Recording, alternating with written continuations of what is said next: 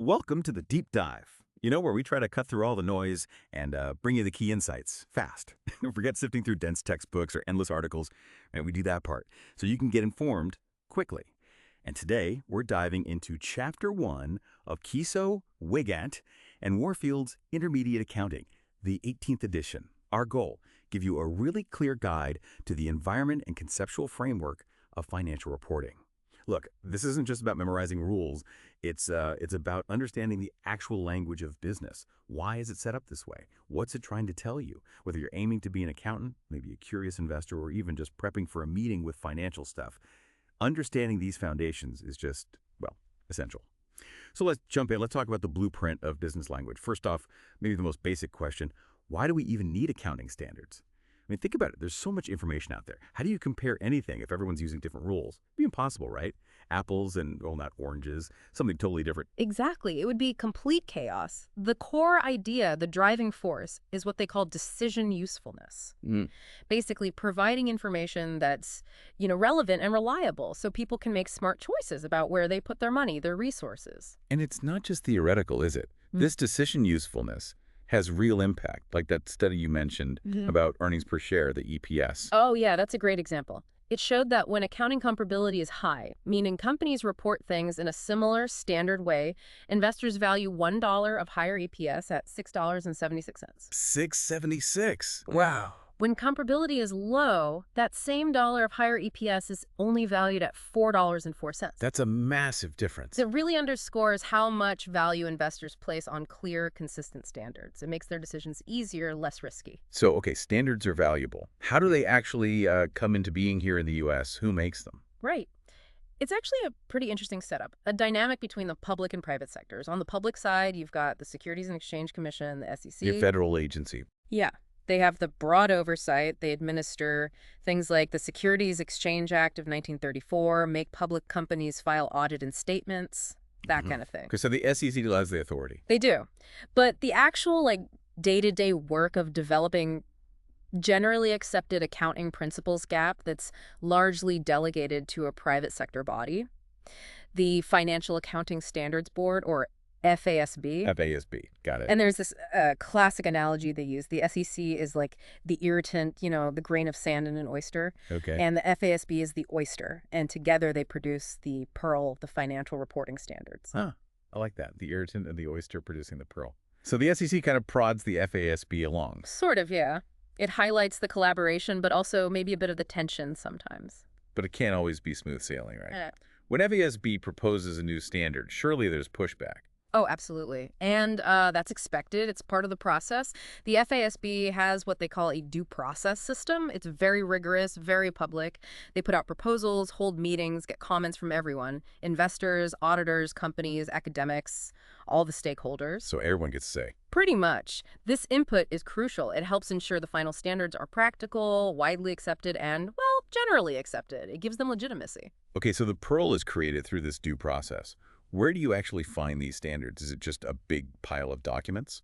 It used to be. Historically, GAAP was kind of a mess. Lots of different documents, sometimes inconsistent, hard to navigate. Sounds frustrating. It was. So the FASB created the FASB Accounting Standards Codification, often just called the Codification. Its purpose was brilliant, really. Put all the authoritative U.S. GAAP literature into one single, organized, online source. Oh, so like a master database. Yeah, exactly. It simplifies access, gets rid of inconsistencies, and just makes it clear where GAAP stands. And a key point, the codification integrates the existing GAAP.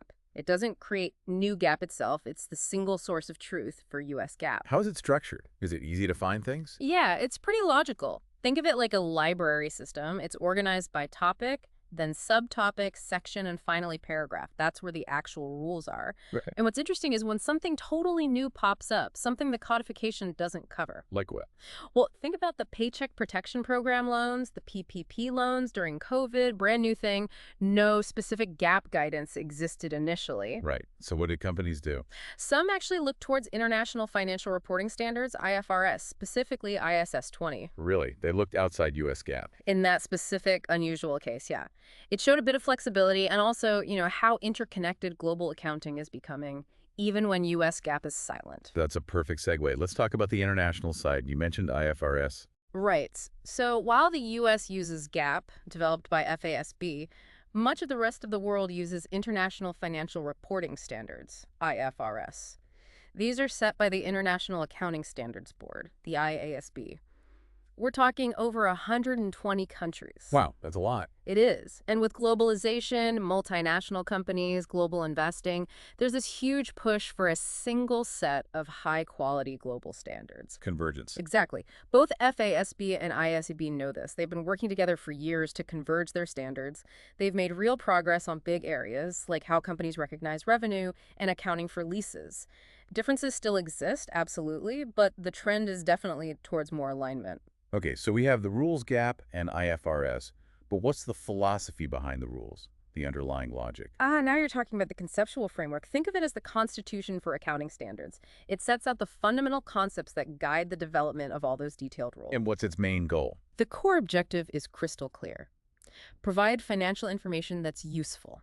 Useful to investors, lenders, other creditors. Anyone making decisions about giving resources to a company. Helping them predict future cash flows, basically. Can the company pay back its loans? Will it provide a return to investors?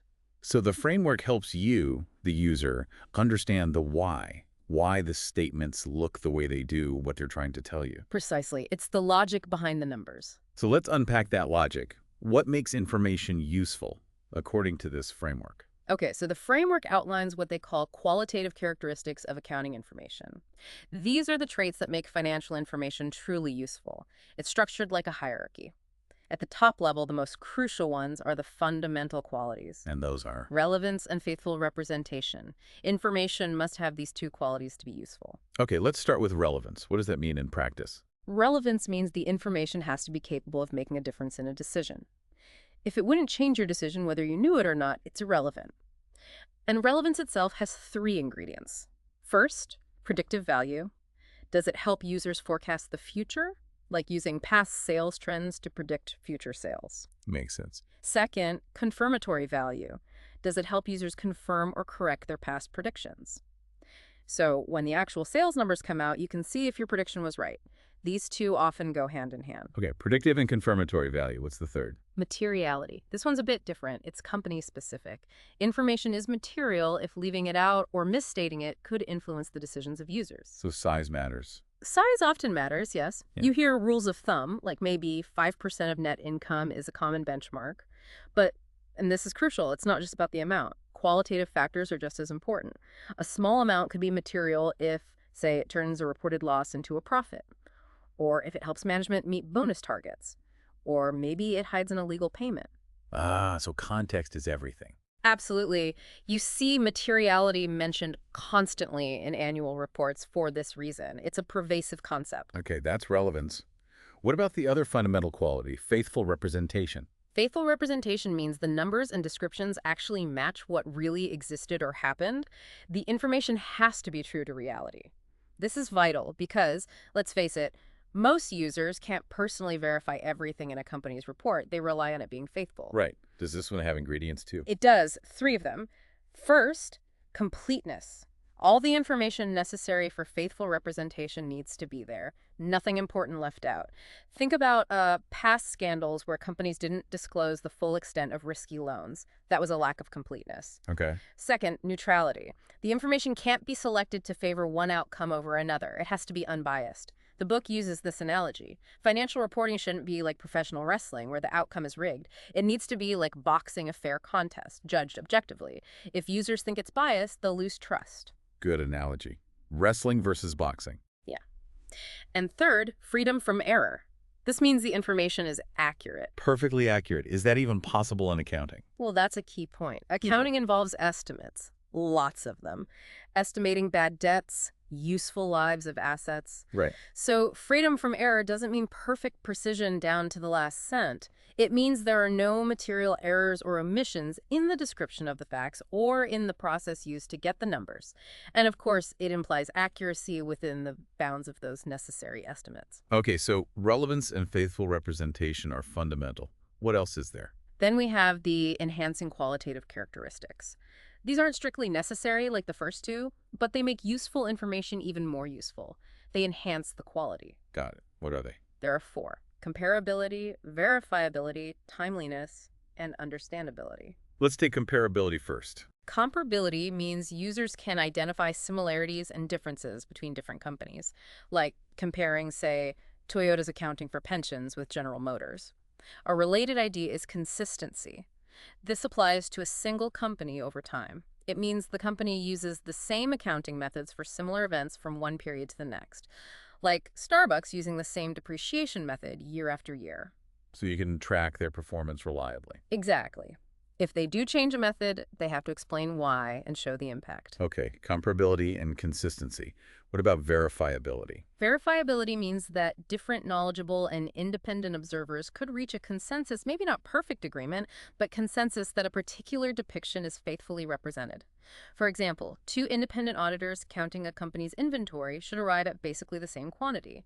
Or if they recalculate inventory value using the FIFO method, they should get very similar results. It adds assurance. And timeliness. That seems straightforward. It mostly is.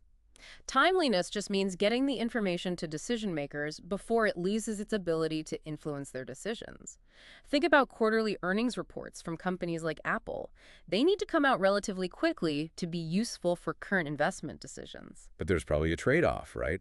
Faster isn't always more accurate. Precisely. Sometimes you might sacrifice some precision to get information out sooner. It's a balancing act. And the last, enhancing quality. Understandability. This means the information needs to be classified, characterized, and presented clearly and concisely. The assumption is that the users have a reasonable knowledge of business and accounting. But even for them, the information shouldn't be overly complex or confusing. Think about Meta Facebook's reports. Even if the information is relevant and faithfully represented, it's not useful if the intended users can't make sense of it. Okay, so that's the framework the qualities information should have. Now, what are the actual things being reported? The basic building blocks. Right, those are the elements of financial statements. Think of them as the core vocabulary of accounting. There are 10 in total. They're generally grouped into two types. First, elements that describe the company at a specific moment in time, like a snapshot. That would be. Assets, what the company owns or controls that has future economic benefit. Liabilities, what the company owes to others. And equity, the residual interest, basically the owner's stake. Assets minus liabilities equals equity. That's your balance sheet snapshot. Okay, assets, liabilities, equity moment in time. What's the other group? The other group describes transactions and events that affect the company over a period of time, like a video recording of its activities. So things related to the income statement and changes in equity. Exactly. This includes investments by owners, when owners put resources in, Okay. distributions to owners, like dividends, comprehensive income, the total change in equity from non-owner sources, revenues, inflows from primary operations, expenses, outflows or using up assets during operations, gains, increases in equity from peripheral transactions, and losses, decreases in equity from peripheral transactions. 10 elements in total. Yeah, and the really crucial concept here is articulation. Articulation. Yeah, it means these elements are all interconnected. They linked together across the different financial statements. A change in one element affects others. Revenue increases assets or decreases liabilities, expenses decrease assets or increase liabilities, and so on. It creates a cohesive, interlocking picture. That makes sense. The statements aren't isolated. They tell one connected story. Precisely. Now, building on those elements, we have the practical ground rules, Yeah. the basic assumptions, and the principles of accounting. These guide how companies actually recognize, measure, and report everything. Let's start with the assumptions. Okay. First is the economic entity assumption. This means we can identify economic activity with a specific unit. A company's business is kept separate from its owner's personal affairs and from other businesses. Think Panera Bread, its finances are separate from its owners. Seems fundamental. It is. Then there's the going concern assumption. We generally assume a company will continue operating for the foreseeable future, that it won't be forced to liquidate. Why is that important? It justifies things like recording assets at historical cost and depreciating them over many years. If we thought the company was about to fold, we'd use liquidation values, which are usually much lower. It provides a completely different perspective. Okay. Entity and going concern. What else? The monetary unit assumption. This assumes money is the common measure of economic activity, and importantly, that the monetary unit itself, like the US dollar, remains reasonably stable over time. Stable. But what about inflation? That's the controversial part. This assumption ignores inflation or deflation. It's why accountants can add dollars from 1995 to dollars from 2025 on a balance sheet without adjustment. It simplifies things, but critics argue it ignores economic reality during periods of high inflation. Interesting justification. And the last assumption. Periodicity. This assumes we can divide the economic life of a business into artificial time periods, months, quarters, years. This allows for timely reporting. But dividing a continuous flow of activity must create issues. It does. It creates the need for estimates, like accruals and deferrals at the end of each period, and it reinforces that trade-off between timeliness, shorter periods, and accuracy. Longer periods might give a more complete picture. Right. Those are the underlying assumptions. Now for the principles, the how-to guide for recording and reporting. Let's start with measurement.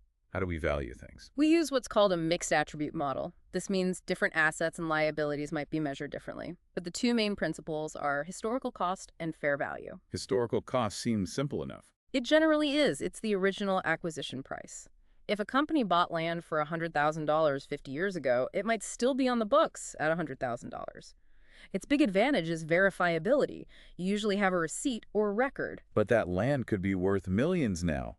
Historical cost doesn't seem very relevant then, does it? That's the downside. It can become less relevant over time. And that's where fair value comes in. Okay, so fair value. How is that defined? Fair value is defined as the price that would be received to sell an asset or paid to transfer a liability in an orderly transaction between market participants at the measurement date. Essentially, it's a current market-based measure. When is fair value used instead of historical cost? It's increasingly used, especially for financial instruments like stocks and bonds. It's often considered more relevant for assessing current value. Companies also use it for impairment tests, and they have the option to use it for certain financial assets and liabilities. Is measuring fair value always easy? Not always. To provide some structure, there's a fair value hierarchy. Level 1 uses quoted prices in active markets for identical assets, like a stock price on the NYSE. That's the most reliable, least subjective. Okay. Level 2 uses other observable inputs, maybe prices for similar assets or inputs derived from market data. Level 3 uses unobservable inputs that companies' own assumptions and data. This is the most subjective and requires significant judgment. Can you give an example of level 3? Sure. When Walt Disney acquired 21st Century Fox, they had to allocate the purchase price to all the acquired assets and liabilities at their fair values. For some unique assets, like maybe specific film rights or brand names, there might not be an active market, requiring Disney to use significant internal estimates that's level 3 territory. All right, that's measurement. Next up, a big one. The revenue recognition principle. When does a company actually get to book revenue? This is core. The basic principle is companies recognize revenue when they satisfy a performance obligation by transferring a promised good or service to a customer. So it's about performing, not necessarily getting paid. Exactly. The cash receipt timing is secondary. Think of clean cleaners. They clean your clothes in June. That's when they perform the service, satisfied their obligation. They recognize the revenue in June, even if you don't pay them until July. Okay, that makes sense. Is there a process for figuring this out? Yes, there's a 5-step approach accountants follow. 1, identify the contract with the customer. 2, identify the separate performance obligations in the contract. What distinct things did we promise? 3, determine the transaction price. 4, allocate that price to the separate performance obligations. 5, recognize revenue when or as each performance obligation is satisfied. Can we walk through that quickly, maybe with an example? Sure. Think about Boeing selling an airplane to Delta. Step 1, they have a contract. Sure. Step 2, what did Boeing promise? Probably just the airplane itself is the main obligation here. Let's keep it simple. Step 3, what's the price? Step 4, allocate the price easy if it's just the plane. Step 5, when does Boeing recognize revenue? When they deliver the plane to Delta and Delta accepts it, that's when the performance obligation is satisfied. Great, that clarifies it.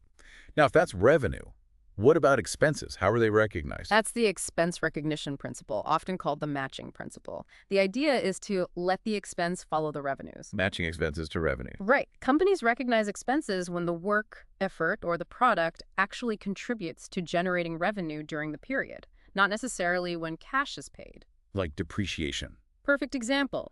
Southwest Airlines buys a plane. They don't expense the entire cost up front. They depreciate it, recognize a portion of the cost as an expense over the years. The plane is actually flying and generating revenue. The expense is matched to the revenues the plane helps generate. Are there different types of expenses and how they're matched? Yes. We often distinguish between product costs and period costs. Product costs are costs directly associated with the product itself, materials, labor to make it, factory overhead. Think New Balance making shoes or Intel making chips. These costs attach to the inventory. They're only expensed as cost of goods sold when the product is actually sold and revenue is recognized, direct matching. Okay, and period costs. Period costs are things like office salaries, administrative costs, selling expenses. They're not directly tied to a specific product. So they're expensed in the period they are incurred because their benefit is primarily for that period. No direct matching to specific revenues, more of a general period benefit. Got it. One more principle left. Full disclosure. The full disclosure principle. This one's about providing information that is of sufficient importance to influence the judgment and decisions of an informed user. It's a balance. You need enough detail to make a difference, but also enough condensation so the information is understandable and not just overwhelming noise. Where does this disclosure happen? Is it just the main financial statements? No, it's broader than that. Information can be disclosed in three main places. One, the main body of the financial statements, balance sheet, income statement, etc. Two, the notes to the financial statements. These are crucial. They provide essential details, explanations, qualitative information, things that don't fit neatly into the numbers. Three, supplementary information, things like management's discussion and analysis, MD&A, details about oil and gas reserves for energy companies, often now tagged with XBRL for easier digital access and analysis. But surely there has to be a limit. Companies can't disclose absolutely everything, right? It would cost too much. Exactly right. That brings us to the final piece, which isn't a principle or assumption, but a practical constraint, the cost constraint, or cost-benefit relationship. Simply put, the benefits of providing information need to outweigh the costs of providing it. What kind of costs are we talking about? Costs of collecting, processing, auditing the information, also costs of potential litigation if the disclosure is misleading, or even the cost of revealing information to competitors. And the benefits. Better decision-making for users, which can lead to a lower cost of capital for the company, better resource allocation in the economy, maybe improved management control. FASB and other rulemakers constantly weigh these costs and benefits when setting standards. Okay, that covers the framework, assumptions, principles. But accounting doesn't exist in a vacuum, right? What are some of the real-world challenges? Definitely not in a vacuum. The political environment is a constant factor. As we touched on, GAAP setting isn't purely theoretical. Different groups, companies, industries, investors, auditors all lobby the FASB to influence standards in ways that might favor them. Ideally, standards are based on sound theory and economic reality, but the board always has to navigate these political pressures. And what about public perception? Is there a gap between what people expect from accountants and what they actually do? Oh, yes. That's the expectations gap. It's the difference between what the public thinks accountants should be doing, like guaranteeing accuracy or finding all fraud, and what accountants, given the limitations and costs, can realistically do. Was this gap a factor in past scandals? Huge factor. Scandals like Enron and WorldCom really highlighted this gap and led to major reforms. The Sarbanes-Oxley Act, SOX, of 2002 was a direct response. What did SOX do? A lot. It created the Public Company Accounting Oversight Board, PCAOB, to oversee auditors. It made CEOs and CFOs personally certify the financials, mandated independent audit committees, required stronger internal controls and documentation. It was a massive piece of legislation aimed at restoring trust and narrowing that gap. Are there other ongoing issues challenging financial reporting today? Yeah, several are often discussed. One is the lack of non-financial measurements in traditional reports, things like customer satisfaction, sustainability metrics, ESG, employee morale. Management uses these internally, but they're often missing from external reports. Forward-looking information. Reports are fundamentally historical, but users desperately want insights into the future. Soft assets intangibles like brand value, intellectual capital, customer loyalty are often poorly captured on the balance sheet despite being huge value drivers for many companies, like Microsoft. And then there's timeliness. Quarterly and annual reports feel slow in a real-time world. And finally, understandability. Despite efforts, Financial reports can still be incredibly complex. That sounds like a daunting list of challenges. Is the profession making progress? Should we be optimistic? I think there's reason for cautious optimism, yes. You see companies voluntarily disclosing more non-financial info. The idea of integrated reports that combine financial and sustainability data is gaining traction. The FASB itself has ongoing projects focused on making disclosures more effective and simplifying certain standards, and technology like XBRL, Expensible Business Reporting Language, is making the data that is reported much more accessible and useful for analysis. So yes, there are active efforts. Finally, before we wrap up, we absolutely have to touch on ethics, don't we? We absolutely do. Because technical skill in accounting isn't enough. Accountants constantly face ethical dilemmas. Pressure from superiors, clients, the desire to meet targets. It can be tough to do the right thing. It seems like trust is the foundation of the whole system. It is. Warren Buffett has that famous quote, "It takes 20 years to build a reputation and 5 minutes to lose it." That applies so strongly here. One ethical lapse can destroy trust in an individual, a firm, or even damage the profession's standing. So for anyone listening, especially students, mastering GAAP is important, yes. But developing strong ethical judgment, the ability to discern right from wrong in complex situations, that's absolutely critical for a successful and meaningful career in this field. So let's recap. What does all this mean for you listening in? We've covered a lot today, from the why of standards, the SEC FASB dance, the global picture with IFRS, See, the conceptual framework's logic relevance, faithful representation, the enhancing qualities. the 10 elements, the underlying assumptions like going concern, and those key principles: measurement, revenue, expense, and disclosure. And finally, the real-world context, the challenges, the expectations gap, SOX, and the absolute necessity of ethics. Understanding this framework, this language of business, really does empower you. It helps you move beyond just looking at numbers to critically evaluating the information. You can ask better questions. Is this relevant? Is it a faithful picture? What assumptions are being made here? Yeah, it makes you a much more informed user, a sharper decision maker, whether you're investing, managing, or just trying to understand the business world around you. We really hope this deep dive into Chapter 1 has given you a solid foundation and maybe spark some curiosity to keep exploring. From all of us here at the Deep Dive team, thank you so much for joining us. We appreciate you spending your time with us.